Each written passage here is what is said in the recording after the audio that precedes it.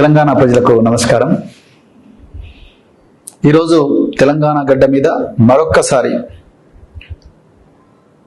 దళిత సామాజిక వర్గానికి ఘోరమైన అవమానం జరిగింది.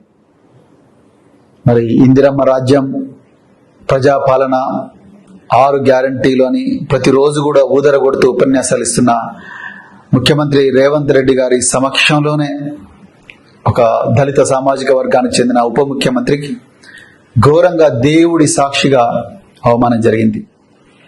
మిత్రులారా, ఈరోజు ఉదయం యాదాద్రి లక్ష్మీ నరసింహస్వామి గారి ఆలయంలో ముఖ్యమంత్రి గారి దంపతులు, మరి ఉప ముఖ్యమంత్రి గారు, అదేవిధంగా జిల్లా మంత్రులు కోమటిరెడ్డి గారు, అదేవిధంగా ఉత్తమ్ కుమార్ రెడ్డి గారు, వీరందరూ మరి ప్రత్యేక పూజా కార్యక్రమాలు నిర్వహించారు. కార్యక్రమాల తర్వాత మరి వారందరికీ కూడా సన్మానాలు చేయడం జరిగింది. ఇక్కడ విషయం ఏంటంటే, మరి ముఖ్యమంత్రి గారి దంపతుల తర్వాత మరి ప్రోటోకాల్ ప్రకారం ఉప ముఖ్యమంత్రి గారు వస్తారు, అదేవిధంగా జిల్లా శాఖ మంత్రులు వస్తారు. మరి ఈరోజు ముఖ్యమంత్రి దంపతులు, అదేవిధంగా ఉత్తమ్ కుమార్ రెడ్డి గారు, అదేవిధంగా కోమటిరెడ్డి వెంకటరెడ్డి గారు, వాళ్ళందరేమో ఎత్తైన కుర్చీల మీద కూర్చొని మరి ప్రోటోకాల్లో 2వ స్థానంలో ఉండే ఉప ముఖ్యమంత్రి గారికి మాత్రం మరి చిన్న బల్లపీట వేసి కూర్చోబెట్టిండ్రు కింద. అంటే నేనేమంటానంటే, తెలంగాణ పిల్లలందరూ కూడా దయచేసి గుర్తించాలి, కాంగ్రెస్ పార్టీ మొదటి నుంచి కూడా ఇదే విధంగా వెక్కిరిస్తా ఉన్నది పేద సామాజిక వర్గాలను. పేరుకు మాత్రమే ఒక దళిత వర్గానికి చెందిన మల్లికార్జున ఖర్గేను ఏఐసిసి ప్రెసిడెంట్ గా పెట్టిండ్రు తప్ప వాళ్ళ గుండెల్లో ఈ వర్గాలను గౌరవించాలన్న ఆలోచన ఏ మాత్రం లేదు. అంగరంగ వైభవంగా మరి ఎన్నో అబద్ధాలు చెప్పి ఇలా కాంగ్రెస్ పార్టీ అధికారంలోకి వచ్చింది. కాంగ్రెస్ పార్టీ అధికారంలోకి వచ్చిన తర్వాత ప్రగతి భవన్ ను మహాత్మా జ్యోతిరావు పూలే ప్రజాభవన్ గా మార్చిండ్రు. ఆ ప్రగతి భవన్ లో వెనక ఉండే బిల్డింగ్ లో మల్లు బట్టి విక్రమార్క గారిని ఉప ముఖ్యమంత్రిని కూర్చోబెట్టిండ్రు. అదేవిధంగా ఇంకా 6 గ్యారంటీలని రకరకాల ఉపన్యాసాలు చేస్తా ఉన్నారు. కానీ ఇక్కడ జరుగుతున్నది ఏంటంటే, మొత్తం మీడియా సాక్షిగా ప్రజలందరి ముందల తెలంగాణ ప్రజలందరూ చూస్తుండగానే ఉప ముఖ్యమంత్రి గారికి ఘోరంగా అవమానం జరిగింది.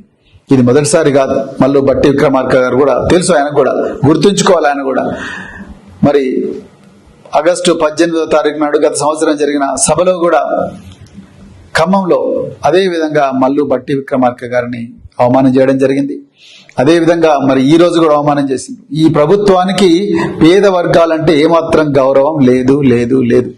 ఉంటే ముఖ్యమంత్రి గారు జనవాడలో ఇదే దళితుల మీద, ఇదే క్రైస్తవుల మీద, ప్రార్థనా మందిరాల మీద బీజేపీ మరియు కాంగ్రెస్ నాయకులు అందరూ కూడా దాడి చేసి ఘోరంగా నినాదాలు ఇచ్చుకుంటా దాడి చేస్తే కనీసం ఒక స్టేట్మెంట్ కూడా ఇవ్వలేదు ముఖ్యమంత్రి గారు, ఉప ముఖ్యమంత్రి గారు. వీళ్ళెవరు కూడా స్టేట్మెంట్లు ఇవ్వలేదు. సోషల్ వెల్ఫేర్ హాస్టల్లో, ఏ పేద వర్గాలు చదువుతున్న సోషల్ వెల్ఫేర్ హాస్టల్లో పిల్లలు ఘోరంగా చచ్చిపోతా ఉంటే, ఆత్మహత్యలు చేసుకొని చనిపోతా ఉంటే కనీసం ఒక్కరోజు కూడా వాళ్ళ కుటుంబాలను సందర్శించలేదు. అదేవిధంగా ఆ ఆత్మహత్యలు నివారించడం కోసం చర్యలు తీసుకోలేదు. సో వాళ్ళ అడుగడుగున వాళ్ళ శరీరంలో నఖశిఖ పర్యంతం కూడా ఈ పేద వర్గాల మీద కపట ప్రేమనే ఒలగబోస్తున్నారు తప్ప నిజంగా ప్రేమ లేదు, విద్వేషం ఉన్నది.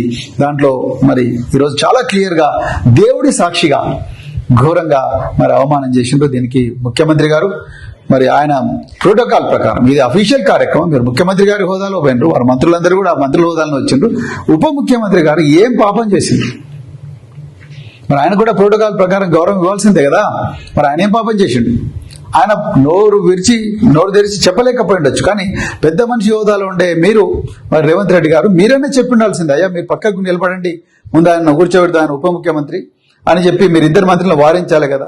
ఇక మొత్తం మాదే అధికారం, మేమే చేస్తాం ఏదైనా, ఇక మా చేతుల్లోనే ఉంటుంది అంతా. మీరు ఓన్లీ నామకే వస్తే మీకు ఉప ముఖ్యమంత్రి పోస్ట్ ఇచ్చినాం, నువ్వు ఎక్కడ వేసినా, ఎక్కడ ఏ మూలన పడుంటు నువ్వు అంతే అన్నట్టుగా మీరు ఇది ఒక్కటేసారి కాదు, ఇంత ముందు కూడా చాలా సార్లు ఆ విధంగా మీరు మీ అహంభావం ప్రదర్శించిండ్రు. అందుకొరకే నేను మళ్ళీ చెప్తున్నా, రేవంత్ రెడ్డి గారు మీరు ముఖ్యమంత్రిగా మీరు క్షమాపణ చెప్పాలి ఈ సమాజానికి, పేద సమాజానికి. ఈ చెప్పినంత వరకు కూడా మరి ఊరుకోమని నేను చెప్తున్నా.